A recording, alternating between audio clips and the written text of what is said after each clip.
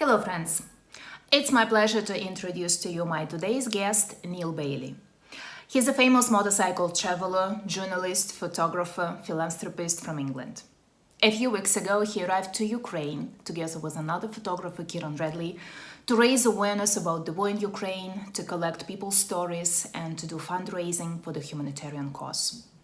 In our today's talk, he shares his impressions about Ukraine and Ukrainians, about what he experienced, and how he thinks the world can help and to keep focus on Ukraine.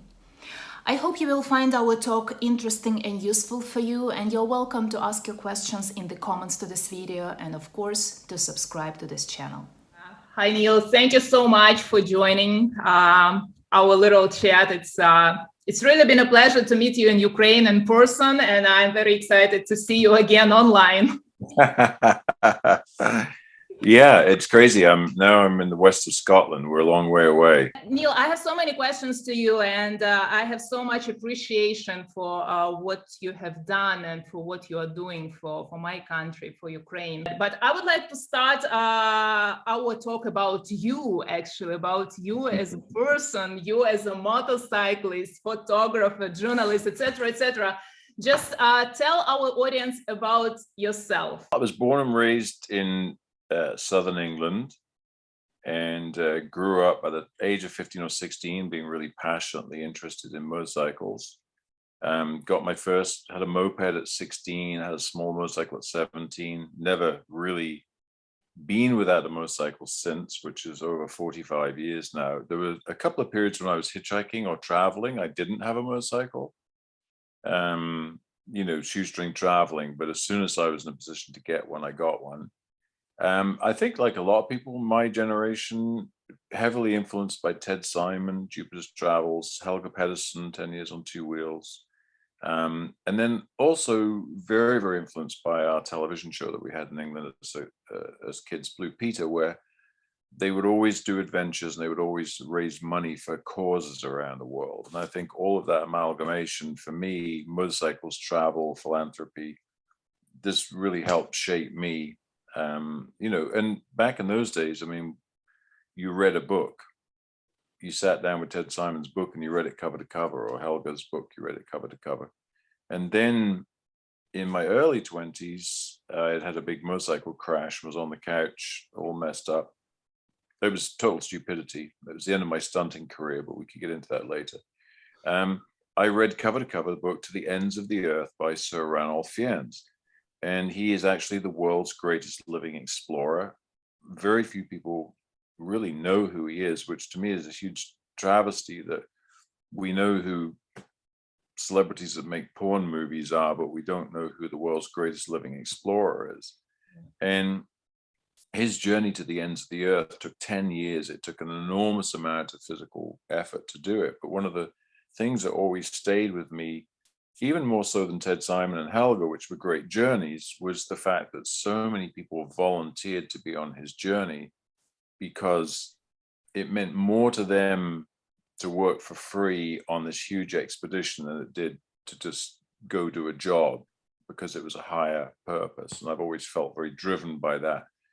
And it's made me very fortunate that in all my motorcycle trips, including this one to Ukraine, I never think about, will I make money? If I make money, it's great. If I lose money, it's not great. If I break even, it's okay. So of course, I'm going to lose my ass on going to Ukraine, but it never stops me from doing it. And I think that book really helped me cement that idea when I was young. So that's really, I think, how I became how I am, or who I am. Was it your first journey to Ukraine? Oh yes, first time to Ukraine. Yeah. Okay, so how did you come up with this idea? I mean, to come to a country in the war. Actually, it was a very easy decision. A couple of years ago, I reconnected with an old friend, Simon, and we had ridden motorcycles together, done lots of drugs and stolen all sorts of shit when we were kids in England, growing up on unemployment. And then he went east, and I went west in our 20s. And he ended up in Czechoslovakia and Poland and Romania, Turkmenistan, Turkey, running casinos, working for gangsters. He just had this crazy life. And I ended up going west to America. And we reconnected briefly in Romania in 1996. I had ridden around Europe on an old KLR 650 in 1996. And it was, I don't know, 23 countries, 17,500 miles, 5 months journey. And part of it was stopping in Romania to visit Simon.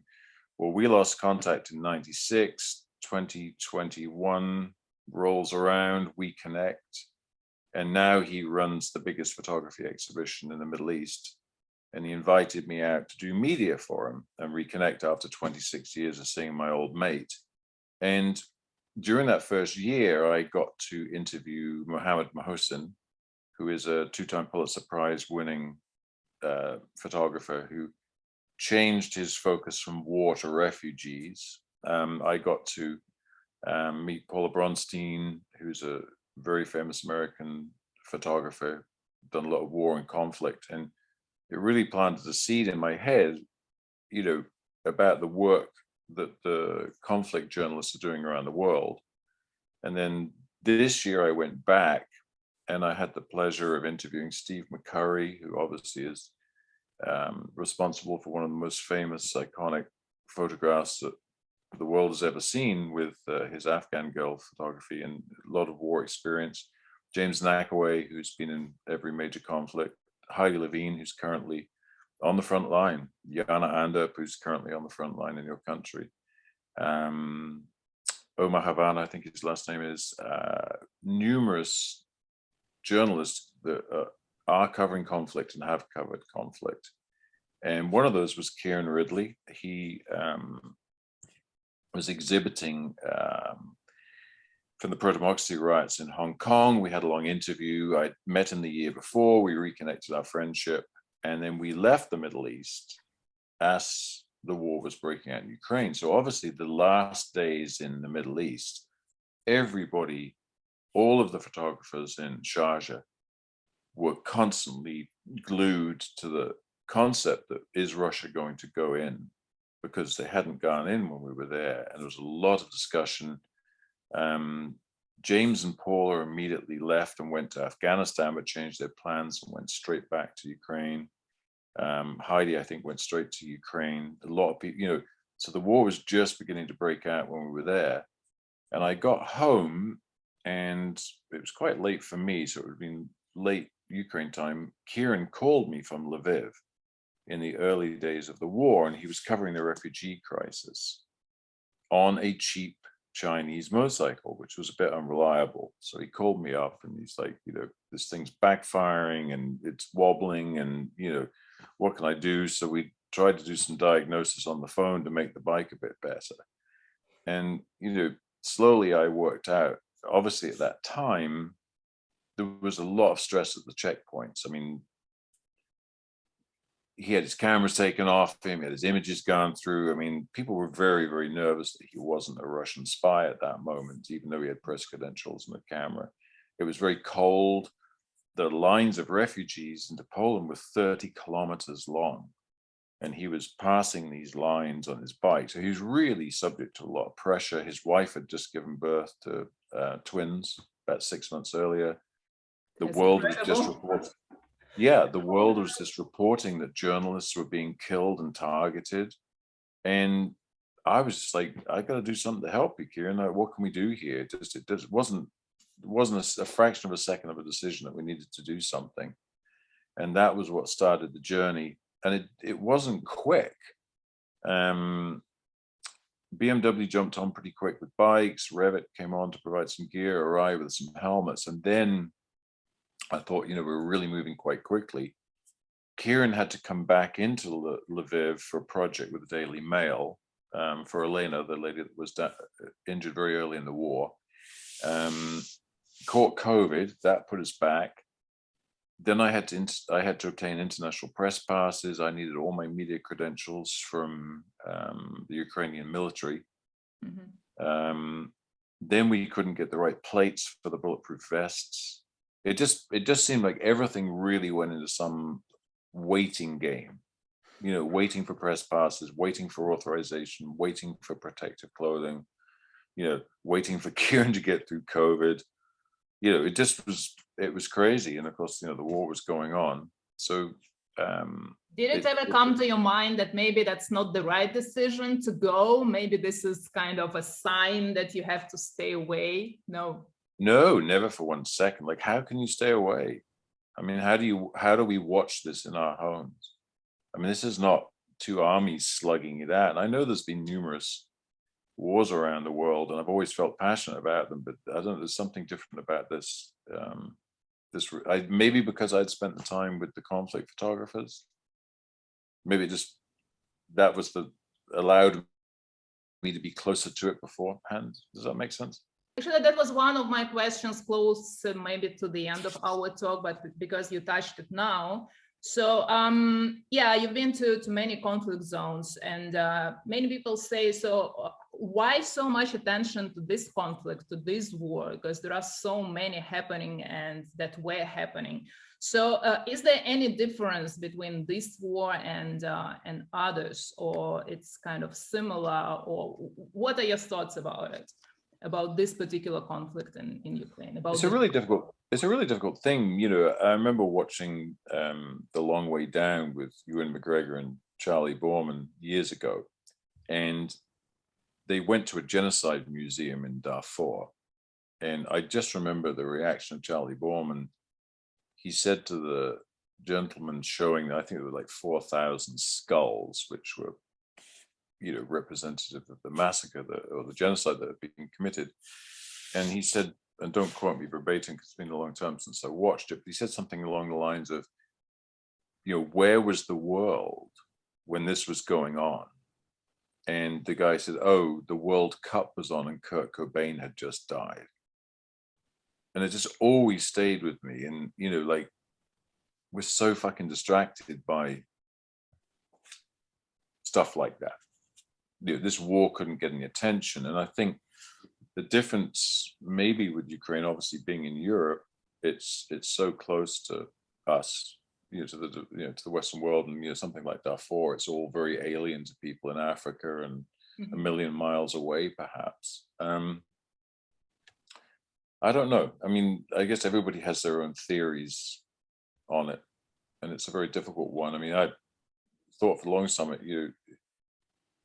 had it happened a year earlier, maybe people would have been so focused on COVID they wouldn't have noticed. So, but that just could be my thoughts, Yeah, but what is your personal opinion? So how is it different to yourself? I think for me, it's the connection to the conflict photographers and the work that they've done and the work that I've seen. It's been helpful for me to see it and feel it at a different level. And I understand that if you're home in your life and you're battling your own struggles of whatever you're struggling, there's no pathway to Ukraine for you. It's just it's a place that exists somewhere in your mind. And maybe that was some part of why I wanted to go so badly, was if I'm posting on my social media or I'm writing a story and somebody knows me, it's a little bit more like when I met the conflict journalist, and that then became more real for me. Maybe I can be a stepping stone for somebody to understand it. Because at the end of the day, how do we sit back and watch innocent women and children just not only being collateral damage in a war, being targeted in a war, right? And we do nothing. Like, how do we do nothing? How do we say, oh, that's awful, that's somewhere else? I mean, we live on planet Earth. We're all friends and neighbors, So yeah, I think it was very easy for me. I didn't have 1 second of doubt that the struggles to get here actually just got frustrating. And then right when I was booked to go, I got COVID. No. So I had to delay all my flights again, and then get here coughing and hacking and crawling around like an old man, It was just like one thing after the other. What a challenge to get to Ukraine. Well, no kidding, But once I got to Munich and once I got to Paris, Kiran picked me up. We took the train to Munich. Great yeah, I've worked with BMW for over 20 years, so that was really nice that they just stepped up and provided 2 bikes. Yeah, And that then we was did, really nice of them when you mentioned that BMW decided to contribute to your journey. That was really impressive. And yeah, right, I because guess, yeah. Mhm. initially I thought they might not be too happy about sending bikes. Exactly. Maybe And send a as far as whale. I know, this is the only actually motorcycle brand that that contributed in such a way. Correct me if I'm wrong. I don't know, but I don't know. BMW, I've worked with them for over 20 years, and in my philanthropic television stuff, they've been really supportive. They were supportive of my pilot. They were supportive of my show. Yeah, I don't know, what other brands do philanthropically, and in situations like this. I know lots of people in the motorcycle industry, and it's a great industry. So I just always worked with BMW, so we stayed with them. so you were already on the, at the point of entering Ukraine. So I'm sure that you had some maybe expectations of what you will see, what you will experience, and what was your actual experience, how expectations met the reality. So tell us a Well, little. I think that's a really good question, Anna, because when we look at our televisions in our room, in our house, we're seeing a snapshot of Ukraine. And that snapshot usually is a destroyed building, somebody under duress, maybe some forms of military action. And obviously it's very valid because it's what's happening every day. But I think it's just a snapshot of Ukraine because there's so much else going on in Ukraine. There's not just bombing, shelling, shooting, and destruction. I mean, there's a whole life going on with over 40 million people, well, however many are left after evacuation. So I think when you come to Ukraine and you've got this snapshot idea of what's going on, and you realize there's this huge picture to see, and so hopefully we can transfer some of that with our stories of everything else that's going on. A lot of people said to me when you came back, where did you stay? I mean, they have hotels. Like it's a regular country, they have roads, they have hotels, they have internet. It's just parts of it are under attack, and the rest of the infrastructure it's a beautiful modern country with this wonderful people. And I'll probably get slammed for this, but I mean, America should be absolutely horrified that a country at war can have better gas stations and bathrooms and service than you can get inside the United States, which is not technically a war.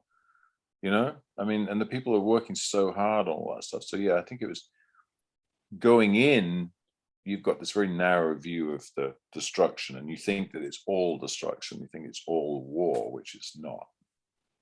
So that's the way you saw it as well upon coming to Ukraine. And very much so, yeah. And Kiran and I talked about this we did a little podcast together the other day. We talked about it. And so coming to Ukraine, obviously, there's more stress coming, I think, internally than actually when you get there, because you don't know what to expect. And, we were coming through Poland, and everything's great, it's beautiful weather, you're having a nice time. And all of a sudden you get this feeling of, what am I going to expect? What's going on? And then about probably 100 kilometers from the Ukrainian border, suddenly we're on this beautiful piece of road. And you're like, oh, there's nobody on this road. No one's going to Ukraine, And, we get to the border and there's huge long lines for people to get in. And we ran up the outside into the diplomatic line, hoping that our press cards were going to get us somewhere. The Polish border guards were really difficult with us. And finally, we got a Polish border guard who, because we don't speak Polish, and luckily he spoke some pretty good English. And he kind of said, well, if they'll let you in the line, you can go, right? Because everybody was in the line. And there was a Ukrainian gentleman called Petra who had sort of befriended us, and we were hanging out, and they'd all been waiting for a long time. And he just jumped to, he got everybody to move one car forward, another car back, put us in the line. I was like, wow, this is it was such a good, symbol of, I don't know, everything. It really teed up everything I think we found when we were there. That they didn't say, oh, we've been here for, one guy had been there for 5 days, trying to import a car, which they're bringing cars back to help the war effort. And the Polish have got him stuck on the border for 5 days, and they're just helping us get our bikes in line so we can get through. And that was brilliant. And we finally crossed the border and sun's going down, it's late in the day, and you're like, okay, I'm in a conflict zone. And it's the first time for a long time for me that I've been in a conflict zone. And we are riding to Lviv. It's a beautiful evening. We're on 2-lane roads. We're smelling pine trees, honeysuckle, jasmine. We're going through cut fields of grass, through beautiful villages. It just wasn't what your mind It was hard to believe that you're actually in the war zone now. You're right. I'm like, this is just like a beautiful, gentle country ride and lovely smells and warm air. And we're just like rolling along 80, 90 kilometers on this lovely road. And then you come into Lviv, and we were very close to curfew, so the roads were pretty empty. And you're suddenly riding through this on cobblestone streets in this beautiful architectural city with cobblestones and tram lines and parks and houses. Yeah, completely not what you've got in your mind from what you're seeing on television. So when did you actually realize that, yes, this is not just the normal country like all the rest, but this is the war zone? I think in those early days, you've always got this sense of, you don't know what to expect. And I think the first air alert, in the hotel, and actually it wasn't the first air alert. It was prior to the air alert. Kiran just sent me a message because he's been in Lviv a couple of times, been through a lot of air alerts and strikes. And he's just like, if the air alert goes on, I'm just going to stay in bed because if we get here, I'd rather be asleep, And it was a little bit sobering, like you've got to make a decision at this point. Am I going to go scuttling looking for a basement when the air raid siren goes over? Am I just going to roll over and go to sleep and hope for the best? And then the air siren struck, and that first one was a bit definitely unsettling. But then so you realize, what did you decide to stay in bed or to go look for the show? Well, I went downstairs for a minute because they were broadcasting through the hotel that you had to go down the lobby. And I'm just sitting in the lobby looking at all the glass windows. There's nobody down. I'm like, oh, bollocks to this. I'm going to bed. So I just went back to bed. But, and then you start thinking, oh, stop being such an asshole, Neale. These people are living here with us every day. This is not that big of a deal.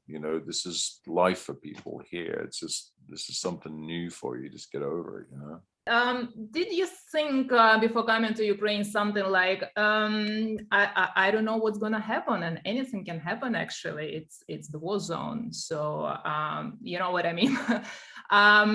Did you feel any fear that maybe you would not be able even to leave this country? You know what I mean? I think, to be quite honest, my biggest fear was I wouldn't get there. Okay. I was more afraid of not going than going. I think you have to live your life. And, a very good friend of mine who actually is a very good donor and been really generous helping us. He's just sort of like, he sort of said something to me about, I can't exactly remember. It was basically like, don't you feel like an asshole because you're going to Ukraine? Like, it's dangerous and you shouldn't go. And I just said, well, maybe you're the asshole for not going, and he backed off and like I said, has made some very generous donations. It wasn't quite like that, but that was paraphrasing some. And I think that was it. Like, how can you not go? How can you sit home and watch this? I guess if you can, that's great. I mean, I don't know, I couldn't not go. I was more afraid to not go than I was to go. Oh, that's wonderful. But did you realize that actually, like, some of the journalists, you can get killed? Did it ever come into your mind, or you just try not to think about it? Or yeah, I just think I rationalized. I'm 60 years old. My kids are growing up. I don't know how much more I could do in life. I mean, I've had such an amazing life in terms of the things I've been able to do. And, I guess if it's my time, it's my time, right? I mean, I don't think there's anything to worry about. I just think it just was so much more important for me to come and tell some stories. And, Kiran and I chalked it. really great length. And that's why I'm so pleased you and I had a chance to do an interview, because no disrespect to people that are reporting on the war, the conflict and the damage, we really wanted to try and find other stories, not just what's in front of you. I mean, we did do some destruction stories, and that was why it was so really important to us. And I really realized in my mind that I had to not think about anything other than allowing people like yourself and everybody we met the time to tell your stories from inside Ukraine. And just in some hope that in some small way, somebody being able to tell me their story and having the time to tell me their story might help. And maybe the thought that maybe I'll tell somebody else and somebody else might help. And that was what I kind of hung on to in my mind of what I wanted to achieve. And I tried not to think about all the other things. I guess kept trying to think about being in a position to allow someone the time to be able to tell me the story and hope that it helped. We all need to be seen and heard. I think it's a really important part of our life. And I think, wrong or right, my feeling was,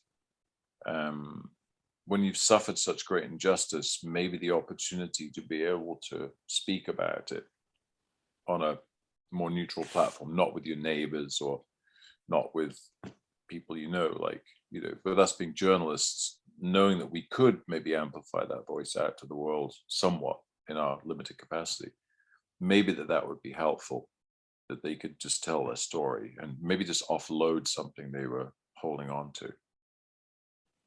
Yeah, I totally agree. I talked to quite a few people as well, and sometimes I felt a little bit ashamed, right, that I was trying to drag something out of their kind of soul. But then at the end, they were thanking me for being there and for listening to them, and they were saying that they feel a little bit better. So you were meeting many, many people, I'm sure, and you heard a lot of very touching stories. But maybe you can remember some story or some person that impressed you the most, that still is vivid in your memory. Too many, really. We did a real smorgasbord of stories from the coal mine. We went into a 70s era coal mine, and 1,500 feet below the surface of the earth, in almost total blackness, with just a headlight. Working with the translator to talk to the miners who are they're fighting the war on the energy front. Their friends are at the front line, their families are at the front line, and their whole demeanor and conversation about, we've got to get this coal out, we've got to work hard, we've got to keep the country going. And that was so impressive, more so that, it's very impressive that they have these careers on the ground in this environment and families and generations. But even in that environment, they're just there with this passion to work and produce and to help the country. And, the next day we were thrown into another situation, an equine therapy center where veterans are receiving therapy with horses for amputations. And we're at the car, boom, with everybody's there, and I'm in deep conversation with Daniel. 1 month ago he was on the front line getting his leg blown off, and then there was a young man, Anatoly, there, and he had had his arms amputated from the shoulder, and he had been near the Azov steel plant, Mariupol, from February the 25th, I think, until about May the 11th. And he and his team, he was a commander, 30-year-old commander, they broke out of Mariupol, I think on May the 11th, and he took a bullet in the arm on the way out. And they, obviously the tourniquet cut the blood from the arm. And they spent 8 days walking 230 kilometers to get back to safety, dodging Russian positions. We're just listening to these stories, your eyes are just like, this is unbelievable what these guys have gone through and what they've seen. So yeah, it's really hard to say one story. There's no one story that stands out. Everybody has an incredible story. And even, Emil, our camera director, you know, his story is not, like that, but then when you sit down quietly after a week of being around him and you realize he sent his family to Poland 5 months ago to be safe, and he hasn't seen his 2.5-year-old son for 5 months. And okay, it's not losing a limb, it's not having a house blown up, but you just realize everybody has sacrificed, everybody has a story, and so yeah, they're all amazing stories, and Yeah, and they just everyone get you. has the story. To go a little bit deeper and to make them talk, all the stories will be really, really special and really Yeah, unique. and then and some of them just suddenly hit you. You don't have any defense emotionally from what's going to get you. You can spend the day with the amputees, and you can do your job, and you can do your interviews, and you can spend time. And amazingly inspirational young men, brilliant, and they all want to get back to the front. They all want to get back to fight. And I had a beautiful moment with one young lad, Sasha. He'd lost his leg, so I got him on the back of the bike and I took him for a ride. And then when we were coming back, I leaned over and got his hand on the throttle so he could drive the bike. And it was just, a real high, just seeing him smile and just knowing in that minute, maybe just something good's going on. So you spent in Ukraine a month or so, something like this? No, we were just under 3 weeks. 3 weeks, almost a month. Yeah. So Yeah. I'm sure that you learned, and you've seen a lot of Ukrainians, and you learned a lot about them. So how are the Ukrainians, in your opinion? Yeah, really. Well, apart from you, they're great. No, great. I mean, really, really wonderful country, wonderful people. Very, very stoic. I mean, I think that was one of the things Kiran and I talked about this a lot. Like, you go into a strike zone and people's houses are destroyed, their families are lost, and no one's complaining. There's no moaning, there's no complaining, there's only action and support. And that is just, it's mind-blowing. There's no sort of wailing and gnashing of teeth. I mean, everybody's just got their sleeves rolled up and they're going at it, and that is phenomenal. And it's across the board. And sometimes I would be riding down the road and maybe coming into Kyiv when you first start seeing all of the damage, blown up shopping malls, and then you see some gentleman out on the corner of his house or his gas station painting the curbing, and somebody else is mowing the grass, and people pushing a wheelbarrow full of things. And it's like, I don't know, it's almost, you just realize the strength of the people. They're not sticking their tail between their legs and running off. They're moving forward all the time. And it was just incredibly, it just an amazing experience to see that, because I think the perception in the West is that it's horrible and everybody's, it's all death and destruction everywhere, and it's not. I mean, even in the destruction, the Ukrainian people are pushing forward. Yeah, I'm very glad that you see Ukrainians this way, and I'm also really amazed at how hardworking they are. And they don't know what will happen tomorrow. They can come more destruction, but still today they are already fixing something. They're repairing, they're restoring. They're planting the flowers, the ladies. That's really incredible, and I'm so proud of them. Yeah, we met an 82-year-old lady. It was we got into I think we're in I think we were in Irpin maybe, and we saw an old lady walking down the road with a bunch of goats. So of course we leap off the bikes and grab our cameras and we just go run. I mean, and this is another thing, right? We left our bikes with our keys in them and our helmets on the handlebars. And we're running off after this lady with these goats. And, wherever we went, we left all our shit on the bike. I mean. And nothing ever happened? No, nothing. I mean, it was pretty crazy. And so we chased this 82-year-old lady across town, and she invites us back to her house and gave us, and let Kiran go in and watch her milk goats. And we had Andre with us, and you met Andre. He was just brilliant, and so, through translation, we hear this incredible story of her getting bombed with her goats. And not one ounce of I'm leaving, I'm going away.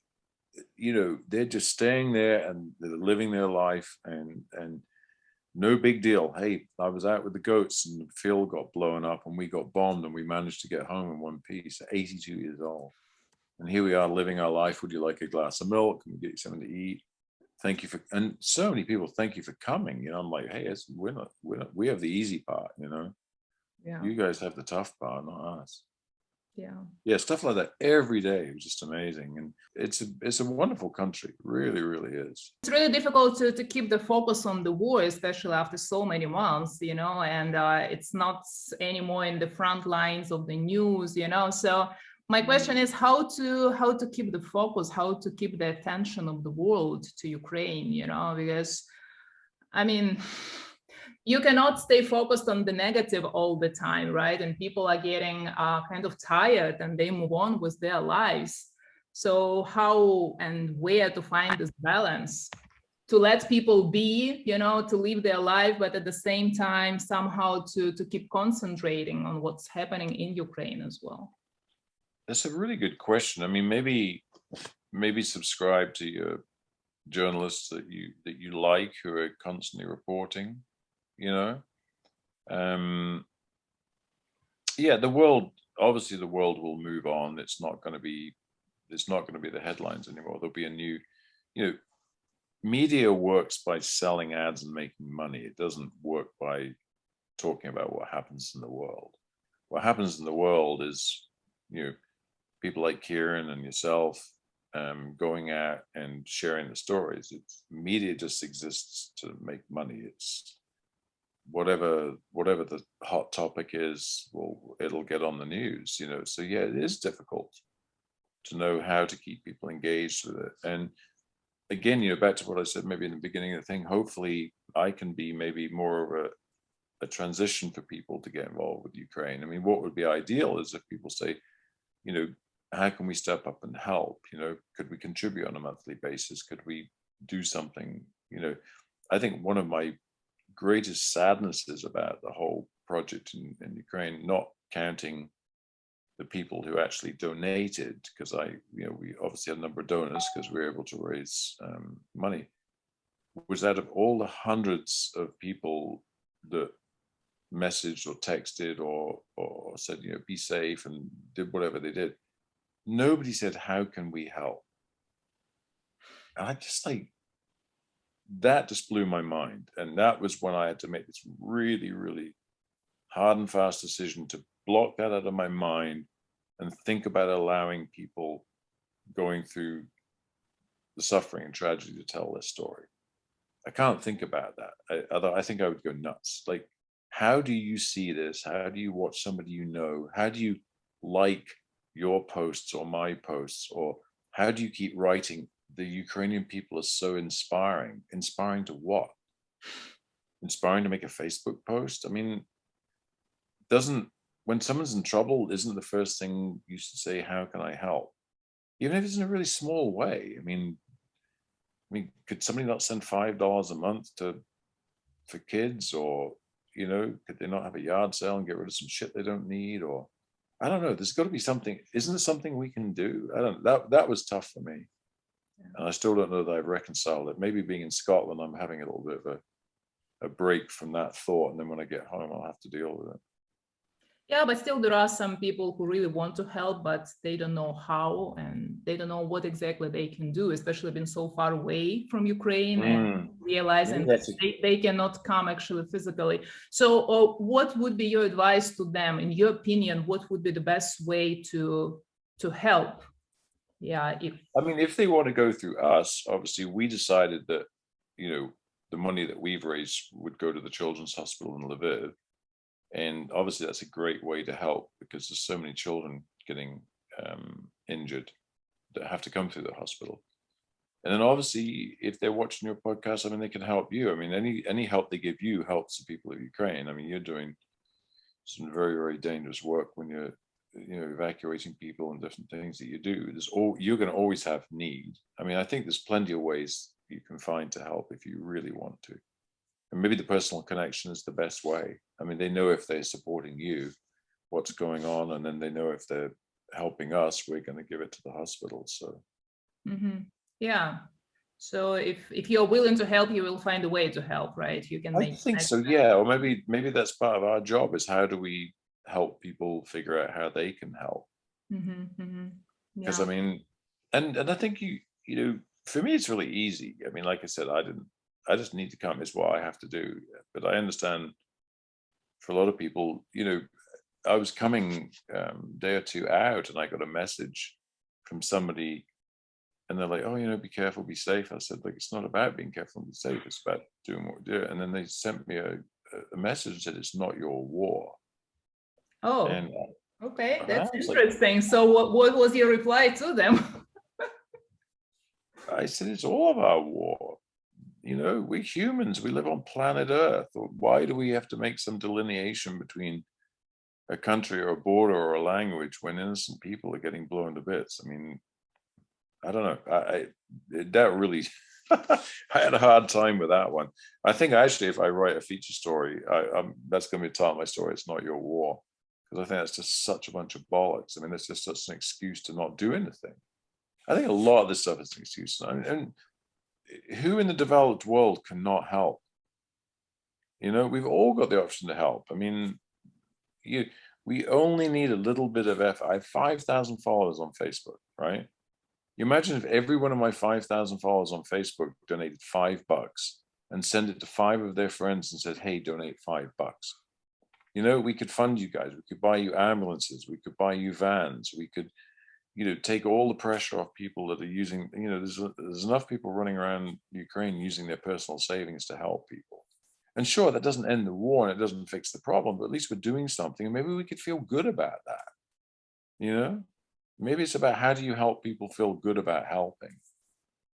Yeah. Because if the whole world helps Ukraine, maybe it's the beginning. Why, when this war is over, would we not all then help somebody else if they're under oppression? I mean, shouldn't that be a goal in life? I don't know. Maybe I'm just. Yeah, it's a kind of wishful thinking. Yeah, if all of our followers would donate at least $5, but I don't think it will ever happen. It's just really. And yeah, I have another question. It's a hard question to me. Somehow I can understand why most of Russians support this war. Okay, that's still hard to understand, but somehow. But I cannot accept and I cannot understand why some foreigners justify the war. Even according to some comments on my pages, on the pages of other people, I realize that it's not just Russians who feel fine about the war, but also foreigners from many other countries. How does that happen? Do you have any idea? Yeah, it's just media. If in America, you have 2 political outlets that you can subscribe to, one or the other. And if you subscribe to one, then you're not going to get a good reaction to the war because, the other one does support the war. And when people every day go into their living room and turn on the television, and it's the same media coming through at them day in, day out, then it becomes reality. And then that reality becomes truth. That truth becomes, I don't think they're bad people. They, it's not like we've got a group of bad, this group's bad. They feel morally that they're acting in the best interest of themselves and their country by what they're being informed by.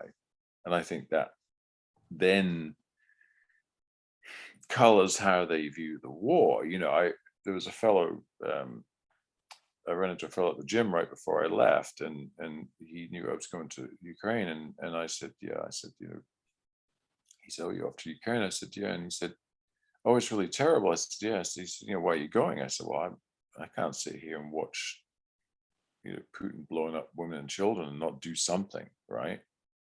And he said, "Yeah, no, it's really terrible." I said, "But it's really terrible what they did to him in the 2016 elections. I mean, that was just not right that they blamed him." And I'm like, how in the fuck do you go from women and children being blown up to some political argument of something that happened, what, 6 years ago? But that's what's happened to people, right? Their media has damaged them to such a degree that they think that that's important. It's so simple. And I think that was my focus, to come and tell the stories of the journalists and people like yourselves. I mean, the reality is innocent women and children, and the country's being invaded by an oppressor, right? And civil, infrastructure is being destroyed, women and children being targeted. I mean, that's reality. And all of this other stuff is just, I don't know what it is, hypothesis or ideology, or, it's just, and to me, it's just a deflection. Now you don't have to do anything, right? You can just spin your whole opinion. Oh, it's a conspiracy theory, or it's a this, or it's that, or, and then the question is, this atrocity is happening. What should I be doing, or could I be doing to help, is removed. And you're by your media, you're being morally correct because you're acting the way you've been educated to act by your television. We hear and they say that motorcyclists, we stay away from politics, we just enjoy the ride, right? And I just heard so many times, oh, I'm not interested in politics. I'm just, I'm riding, I'm traveling, and that's it. So, I mean, do you agree with that? I mean, I'm a little bit biased because I am Ukrainian, right? So I cannot stay from this situation. And I don't think that this is about politics.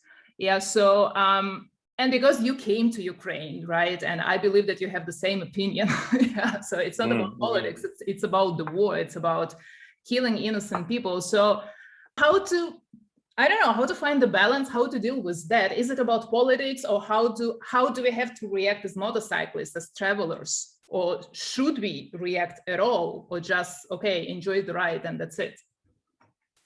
I think you said something very interesting when we were in the coffee shop, before we went and did the photographs the first time. And you said, it was helpful to me, like, even if people are just liking and sharing, it's bringing awareness and building an energy for the cause, as opposed to looking like, why the fuck don't you people do something? And I liked that because I think that was quite helpful.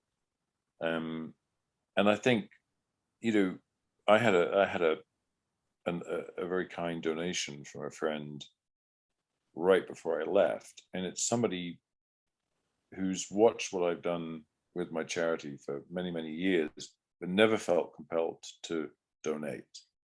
And maybe it's more helpful to us to think about being seed sowers rather than producing an immediate result, because sometimes it does take a while. I mean,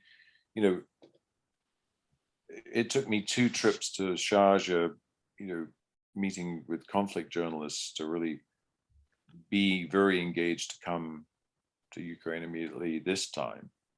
And, I didn't feel engaged to go into another war in my life. And, I've been a journalist for 20 years. So maybe, you've got to, I don't know, you just got to get at a certain level before it matters. I mean, I just always wish, like, why wouldn't, especially in the West, we have so much, we have too much. I mean,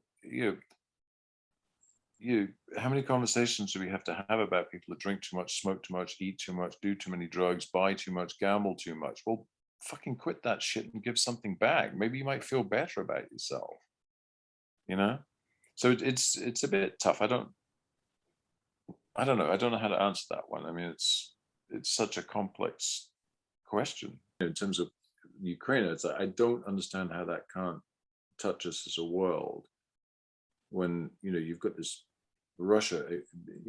What do people think, that Putin's going to go romping across Ukraine, he's going to stop there, and he's not going to want more, or he's not going to want to cause more trouble? And I would really like that somebody would feel good about helping you. Like, it would be their buzz in the day that they were able to take something and maybe we just make small inroads. I met a lady and her daughter in Paris, and excuse me, they've been doing their trip, and we bumped into each other and ended up taking a walk to the Eiffel Tower. They had a really, really nice lady, lovely daughter. And we left that conversation. She's a teacher, and she would like, when she gets home to Indiana and back to her classroom, to be able to somehow have her children connect and interact with children in Ukraine. Wow. And, maybe that's the success of the trip, right? Because then those kids don't go, oh, that poor little Ukrainian girl needs us to go raise money for them. They would just like, oh, here's someone to be friends with, or hey, I got a couple of toys, maybe I'll send them. And then maybe connecting the children at that level. And I think those are the ways that we can really move things forward, that lady felt compelled to want to involve her children she teaches. She wants her children to be educated on what the children in Ukraine are going through. Yeah, I really like that. And I really like the phrase that you mentioned, that maybe it's for us, it's a good thing to plant the seeds and not to expect something great to happen immediately. But sometimes it takes time to wait and just to do whatever little things you can do at the moment. So now that you are out of Ukraine for a few days already, right? And I'm sure that you had a lot of time to reflect on and to think on your experience. So what did you come up with? What are your thoughts now? I don't think I've ever been beaten up from a trip, in terms of being tired. I have been absolutely thrashed. And I think being sick, then getting COVID, and then starting to travel still sick was just a stupid idea. I thought, oh, I'll just get better on the road, and I never got better. And so luckily I'm at my sister's, and and I'm able to start kind of get some energy back. And of course I did the dumbest thing possible, right? So I'm in Lviv, and I've washed my undies in the shower, and I hung them on the window to dry, and one pair fell out on the ledge, and I cracked a couple of ribs leaning out the window trying to rescue my underwear. Oh no. I'm sorry to hear that. Just stupid as shit. So of course I've just been complaining about sore ribs and my bad back and just been tired out. So I've been really whipped. And I think, to be quite honest, it's okay. It's 5 weeks on the road. It's eating out of gas stations, working 15, 18 hours a day. And whether you want to admit it to yourself, you're under a fair bit of stress and pressure, I think, on a daily basis.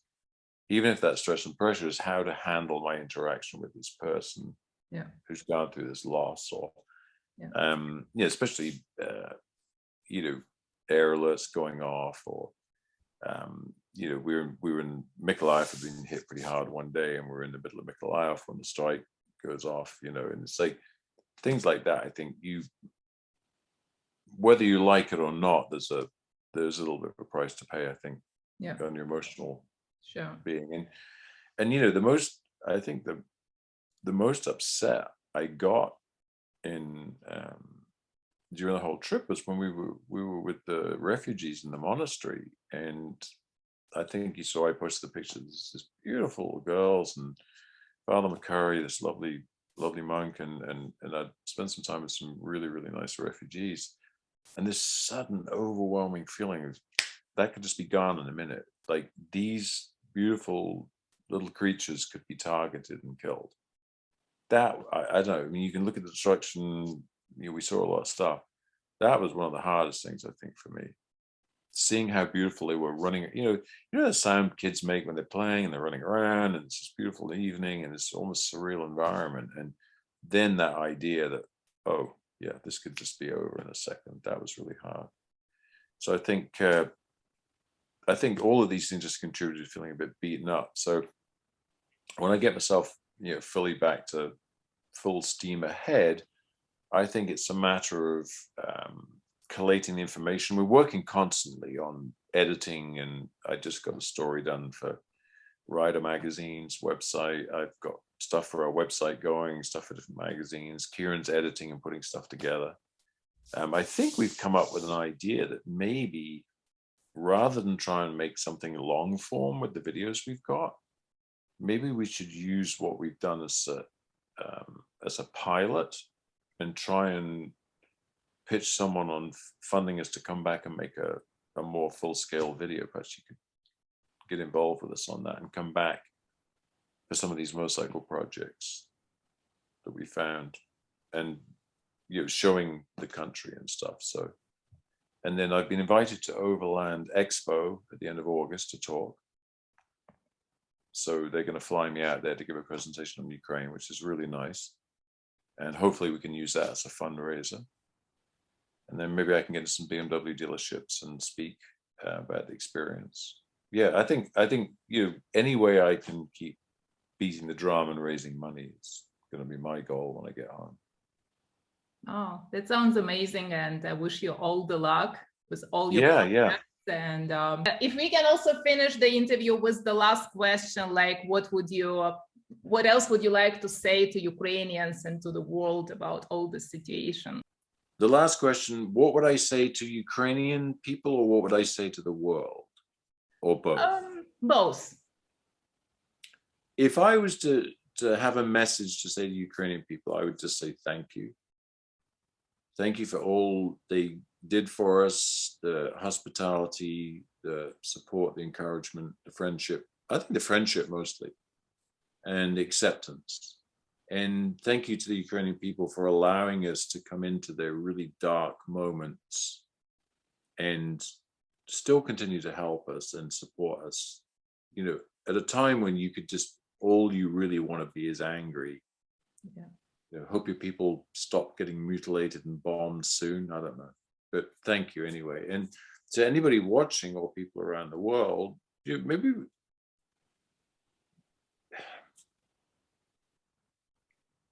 it just takes a small shift in our thinking to do so much.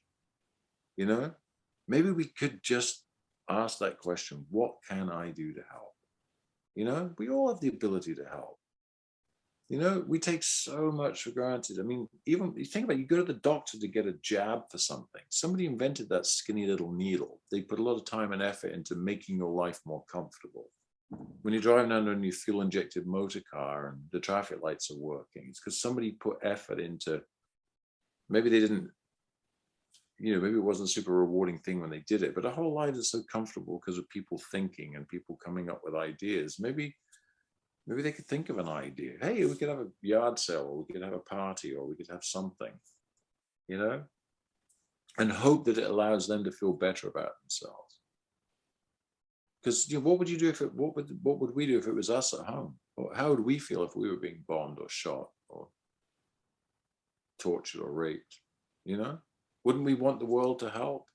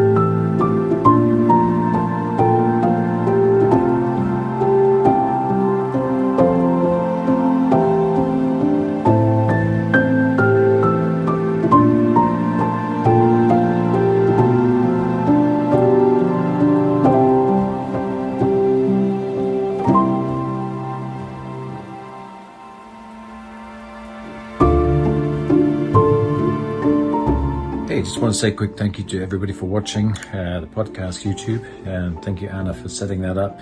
If anybody would like to make a donation to my foundation, it's Wellspring International Outreach. I'm sure Anna can put a link under here, wellspring-outreach.org. All the monies we are raising are going to the kids at the hospital in Lviv. Or alternatively, please think about helping support Anna. She's on the ground in Ukraine every day. And every little bit we can help get to her helps her obviously help more people. So again, thank you very much.